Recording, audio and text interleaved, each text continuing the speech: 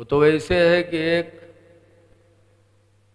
لیلا اور ایک مجنو کا واقعہ آپ لوگوں نے سنا ہوگا۔ ایک دن لیلا کے دروازے پر مجنو جا کے پڑ گیا، بھوکا پیاسا پریشان حال۔ لیلا کو پتہ چلا کہ میرا چاہنے والا مجنو باہر پڑا ہے، تو لیلا نے ایک تھال میں لڈو سجا کر کپڑے سے ڈھک کر اپنی نوکرانی سے کہا لے جاؤ، باہر میرا مجنو پڑا ہے اسے کھلا دو۔ وہ لڑکی جب لڈو کا تھال باہر لے کے آئی تو تمام لفڑوے ہوا ٹھاڑ رہا ہے یار دیکھیں بدوری ہے، کہیں کہا ہوا کہیں لیلا نے اپنے مجنو کے لیے لڈو بھیجا ہے، تو سب آگے چونچ پھیلائے پھیلائے بڑھی گئے، کہتے ہم اس کے مجنو ہیں، ہم اس کے مجنو ہیں۔ سب نے لے لیا، چھین لیا، جو مجنو تھا وہ بیچارہ پڑا رہ گیا، اس تک کچھ نہیں پہنچا۔ لڑکی اندر گئی، لیلا سے کہتے تیرے کتنے مجنو ہیں؟ کہا کتنے مجنو؟ میرا مجنو تو ایک ہے۔ کہا ایک نہیں ہے، تیرے مجنو 1000 ہیں، میں لے کے پہنچی تو بھیڑ لگ گئی تیرے مجنو کی۔ تب لیلا نے کہا تو نے مجھے پہچانا نہیں میرے مجنو کو؟ تب لیلا نے اسی تھال میں ایک چاقو رکھا اور اس کو ڈھک کے بھیجا، کہا جا کے باہر بولو کہ لیلا نے اپنے مجنو کے بدن کا گوشت مانگا۔ بیچاری پھر لے کے جیسے لے کے ویسے لفڑوے دور پڑے کہ پھر لڈو آوا ہوئی۔ جب پھر پہنچے لاؤ لاؤ کیا ہے؟ تو لڑکی نے کہا لیلا نے اپنے مجنو کے بدن کا گوشت مانگا۔ نکالا چھری دکھایا، بکونو موڑ کھجوائے کے آروار چل دیس، کونو بغل کھجواوے لا، سب لفڑوے غائب ہوئی گئے۔ وہ مجنو بیچارہ پڑا۔ جب سب چلے گئے تب وہ اٹھا، کہتا ادھر آؤ، لیلا نے کیا کہا ہے؟ کہا ہے کہ مجنو کے بدن کا گوشت چاہیے۔ مجنو نے چھری لیا، پھر کہا جاؤ میری لیلا سے یہ پوچھو کہ مجنو کی کس انگ کا گوشت چاہیے، کس حصے کا؟ میں ران کا دے دوں، ہو سکتا ہے اسے ہاتھ کا گوشت پسند ہو۔ جا کے یہ پوچھاؤ کہ کس حصے کا گوشت چاہیے۔ جب لڑکی گئی کہا تیرا مجنو کہتا کس حصے کا گوشت چاہیے؟ تب لیلا نے کہا کہ دیکھا مجنو میرا حقیقی وہی ہے۔ تو ایسے ہی عشق کرنے والے تو سب ہیں، لیکن سچا عاشق وہی ہے جو نبی کریم صلی اللہ علیہ وسلم کی سنتوں کا عامل ہو جائے، نبی کے راستے کو اپنا لے، تب تو وہ عاشق ہے، ورنہ دعوے دار ہے صرف۔ کہنے والے نے کہا ہے کہ جو جان مانگو تو جان دیں گے، جو مال مانگو تو مال دیں گے، جو جان مانگو تو جان دیں گے، جو مال مانگو تو مال دیں گے، مگر یہ ہوگا نہ ہم سے ہرگز، نبی کا جاہو جلال دیں گے، نبی کی عظمت کا سودا نہیں کریں گے۔ تو اے لوگوں، اللہ کا حکم ہے کہ اپنے رب کی طرف لوگوں کو حکمت سے بلاؤ۔ میرے نبی نے کتنی حکمت سے بلایا۔ آپ لوگوں نے سنا ہوگا کہ حضور صلی اللہ علیہ وسلم ایک دن مکہ کی ایک گلی سے گزر رہے تھے کہ ایک بڑھیا اپنی گٹھری لے کے بیٹھی تھی۔ حضور نے دیکھا تو سمجھے کہ شاید اس کو کسی انسان کی ضرورت ہے۔ اس کی آواز چاہے کچھ کم کر دو، ٹکرائے نہ بھیا۔ حضور صلی اللہ علیہ وسلم گئے، کہا بوڑھی ماں کوئی ضرورت؟ کہا ایک مزدور کی ضرورت ہے۔ کہا کس لیے؟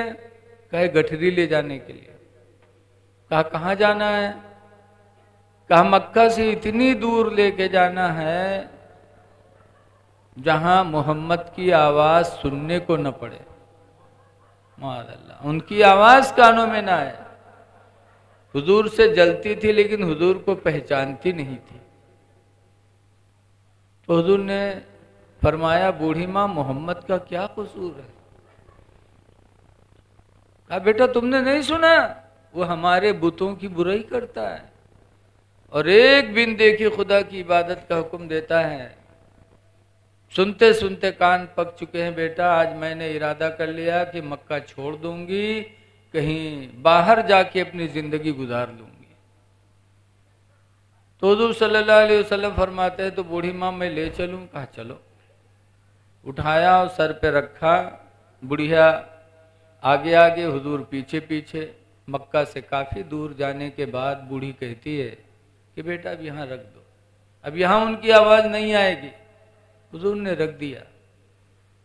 फिर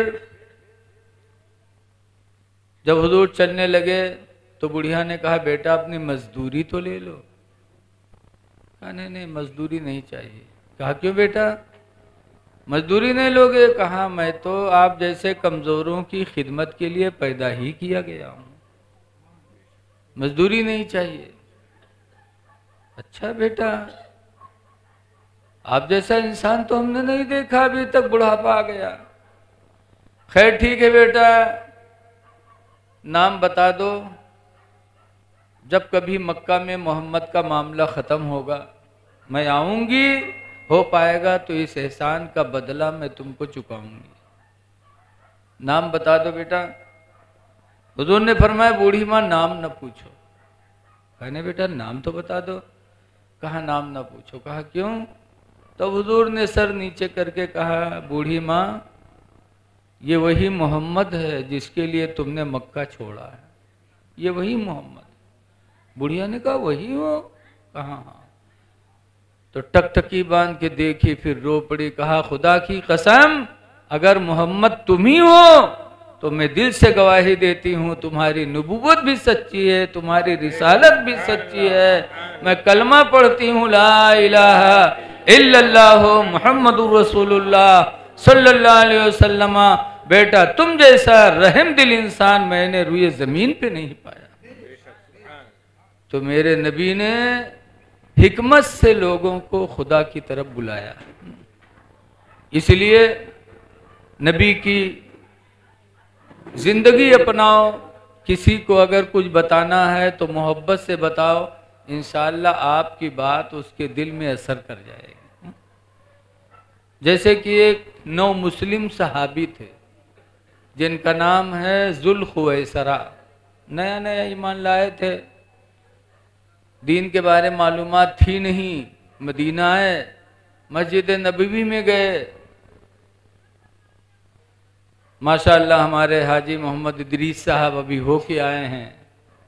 वो मस्जिद नबवी जिसमें कोई एक नेकी करे तो अल्लाह 50,000 नेकियों का सवाब अता फरमाता है।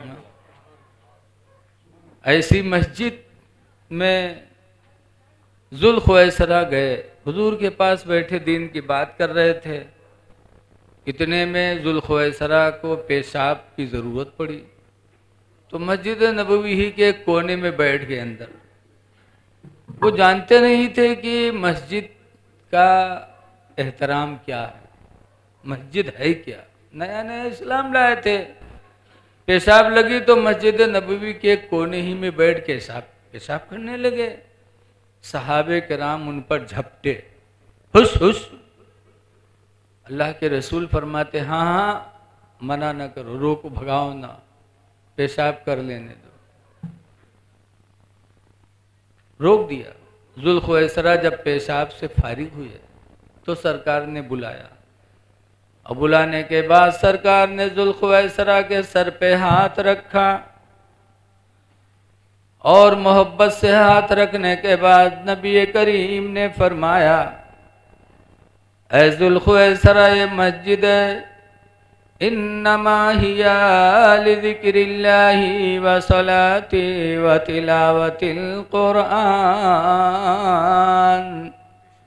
ऐ ज़ुल्ख़ुवैसरा, बेशक ये मस्जिद ज़िक्र इलाही के लिए है, नमाज पढ़ने के लिए है, कुरान पढ़ने के लिए है, पेशाब पाखाना की जगह ये मस्जिद नहीं है।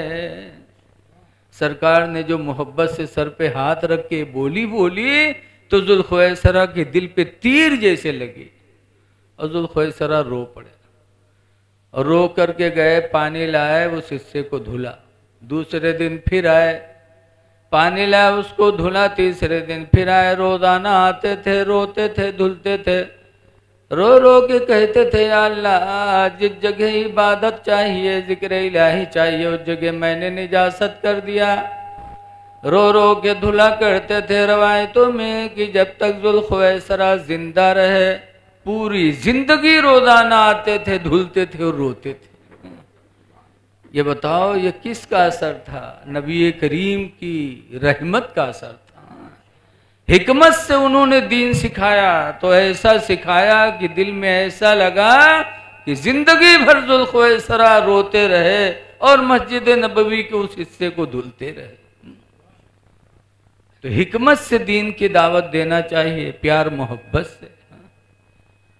आज हमारे आपके बच्चे गांव के जुमा के दिन जाते हैं तो बहुत से बच्चों को लोग मार भी देते हैं, हाथ पकड़ के बाहर घसीट आते हैं ना। बच्चे हैं, इनसे प्यार से बोली बोलो। जब प्यार से समझाओगे तो इनकी दिलों में आपकी बोली असर करेगी। नबी की जिंदगी हमारे लिए, तुम्हारे लिए नमूने अमल है। ज़ुल्ख़ुवैसरा जवान थे, पेशाब कर दिया था, लेकिन अल्लाह के रसूल ने मारा नहीं था, मोहब्बत से हाथ रख के समझाया था। और आज हम अपने बस्ती के बच्चों को मस्जिदों में मारते हैं और मार कर भगाते हैं। बच्चे तो बच्चे हैं ही, आप ही को देख देख कर वो नमाजी बनेंगे। इसीलिए हदीस पाक में अना आयशा क़ालत क़ाल रसूलुल्लाह सल्लल्लाहु अलैहि वसल्लम, हजरत आयशा कहती है कि अल्लाह के रसूल सल्लल्लाहु अलैहि वसल्लम ने अमरना बिबनाइल मस्जिद फिल बुयूत, कि सरकार ने हम लोगों को मस्जिदों में, घरों में मस्जिद बनाने का हुक्म दिया कि घरों में मस्जिद बनाओ, हर घर में। जमात वाली नमाज नहीं, मस्जिद नहीं, जमात वाली मस्जिद तो हर महल्ले में एक होनी चाहिए, लेकिन घर में सुन्नत और नफिल पढ़ने के लिए एक जगह खास होनी चाहिए हर घर में। क्यों? ताकि तुमको देखकर तुम्हारे बच्चे भी नमाज पढ़ने के आदी हो जाएं। इसीलिए हुजूर ने फरमाया हर घर में मस्जिद बनाओ।